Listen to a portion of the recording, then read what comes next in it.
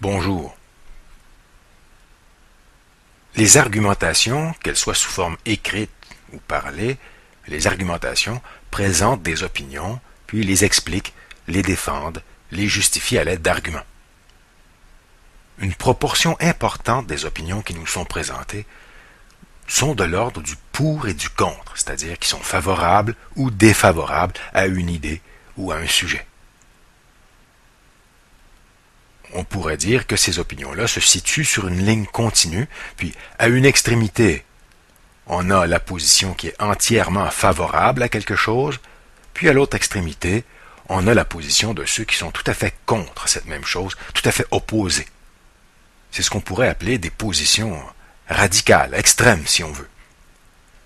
Voyons un exemple.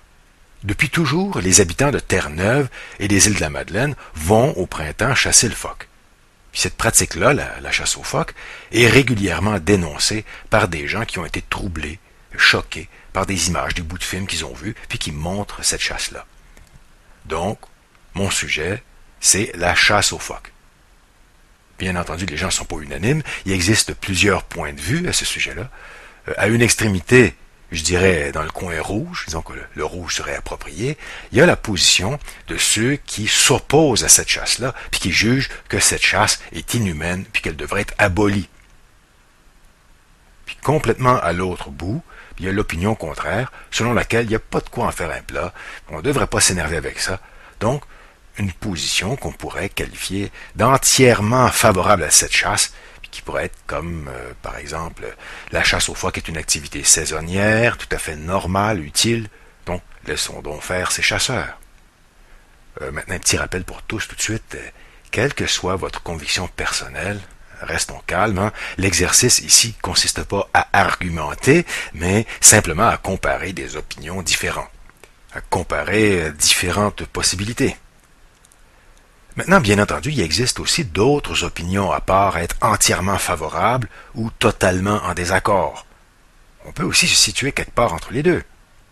C'est notamment le cas de celui qui se situe exactement en plein milieu. En plein milieu des deux positions qui, chacune à sa façon, représentent 100%, 100% pour, puis 100% contre. Donc c'est comme une sorte de point zéro, en quelque sorte. On dit dans ce temps-là qu'il s'agit d'un point de vue qui est ni en faveur, ni opposé, mais partagé. Évidemment, ici, le mot partagé ne signifie pas offert aux autres, comme quand on partage un repas. Ici, le mot partagé, c'est plutôt, somme toute, une façon élégante de dire pas capable de se brancher. Donc, dans son argumentation, la personne va soupeser les arguments des deux côtés, mais elle ne parvient pas à se décider. Finalement, tous ceux qui, eux, après avoir réfléchi, sont capables de se décider puis d'adopter une position, bien, ils n'adopteront pas nécessairement une position extrême.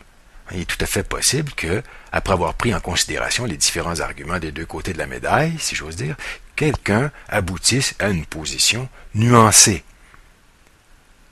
Par exemple, quelqu'un qui, au départ, était opposé à cette chasse-là, pourrait arriver à la conclusion que oui, il faut s'opposer à la chasse aux phoques, mais que compte tenu du fait que c'est depuis longtemps ancré dans les mœurs des gens qui habitent la région, on pourrait prévoir un délai de quelques années pendant lesquelles on réduirait graduellement la chasse. Pauvre petite bête. Bref, si on veut se résumer, souvent les opinions sont du type pour ou contre, si on veut, c'est-à-dire que l'opinion est favorable ou défavorable, quitte à nuancer un peu notre position, à pas adopter nécessairement toujours une position radicale, extrême. Puis on a aussi l'option la moins intéressante, c'est-à-dire quand les gens sont incapables de se prononcer.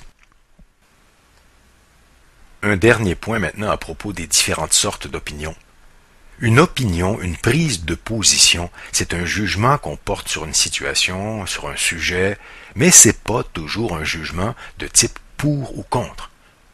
Par exemple, si vous décidez de nous donner votre avis, de développer votre opinion au sujet de la pollution par les gaz à effet de serre, je ne pense pas que vous allez argumenter sur le bien fondé d'être pour ou contre la pollution par les gaz à effet de serre.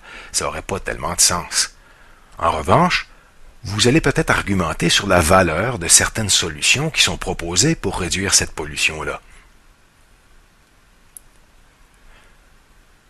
Ce serait la même chose si notre sujet, c'était une meilleure intégration des immigrants, par exemple, ou tiens, le décrochage scolaire.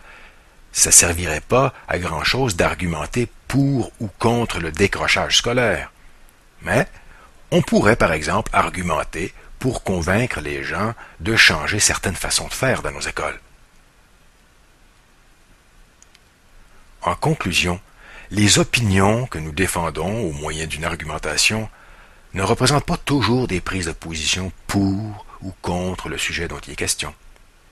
Ça peut aussi faire la promotion d'une vision des choses, ou ça peut mettre de l'avant certaines solutions, par exemple.